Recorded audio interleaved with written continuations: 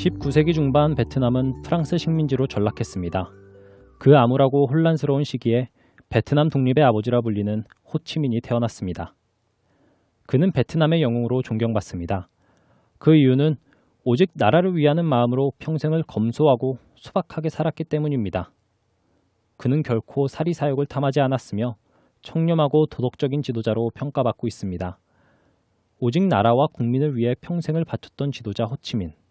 그럼 그가 이끄는 베트남의 모습은 어땠을까요? 호치민이 이끄는 베트남의 경제는 참혹했습니다. 호치민은 과감한 농지개혁과 외교 활동을 펼쳤습니다. 지주들의 토지를 몰수하고 중국과 소련과의 관계를 돈독히 했습니다. 하지만 경제는 좋아지지 않았습니다.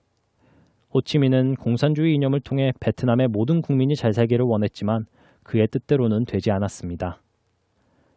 호 아저씨라는 호칭에서 알 수 있듯이 그는 베트남 국민들에게 친근한 지도자였고 국민의 절대적인 지지를 받았음에도 불구하고 경제적 풍요만큼은 죽을 때까지 이뤄내지 못했습니다. 2011년 베트남은 세계 경제 순위가 151위에 불과했습니다. 이는 단순히 지도자의 청렴 결백함이 경제를 살리는 필요 조건이 아니라는 사실을 보여줍니다. 권력을 통해 그 어떤 이득도 취하지 않은 호치민. 자신의 일생을 조국과 함께한 호치민.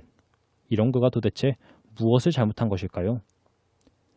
어린 시절 호치민의 이웃 마을에는 베트남의 유명한 학자이자 독립운동가인 판보이 저우가 살고 있었습니다. 판보이 저우는 베트남 역사에 심취해 있는 호치민에게 근대화된 일본에 대해 공부해 볼 것을 권했습니다. 하지만 호치민은 일본에게 기대는 것을 치욕스럽게 생각하고 거절했습니다. 만약 호치민이 판보이 저우의 제안을 받아들였다면 지금 베트남은 전혀 다른 역사의 길을 걷고 있을지도 모릅니다.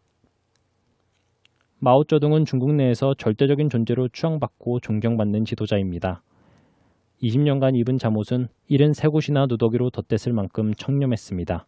또한 혁명, 정치, 군사, 이론, 역사, 철학, 전략, 사상, 시, 그리고 서예 등에서 마오쩌둥은 최고의 위치로 오를 정도로 뛰어난 재능을 가지고 있었고 수많은 정치운동을 벌이면서도 결코 정적을 함부로 죽이지 않았습니다. 하지만 이처럼 존경받는 지도자 마오쩌둥이 이끌던 시대로 다시 돌아가려는 중국인은 거의 없습니다. 그 이유는 아주 간단합니다. 지독한 가난과 혼란 속에서 살았기 때문입니다. 마오쩌둥은 중국 경제를 암흑으로 몰고 간 대약진 운동을 추진했습니다.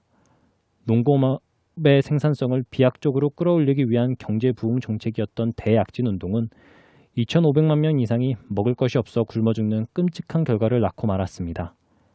또 마오쩌둥은 사회주의 정권을 유지하기 위해 문화대혁명을 일으켰습니다. 문화대혁명으로 중국은 큰 혼란에 빠졌고 수없이 많은 사람이 죽었습니다.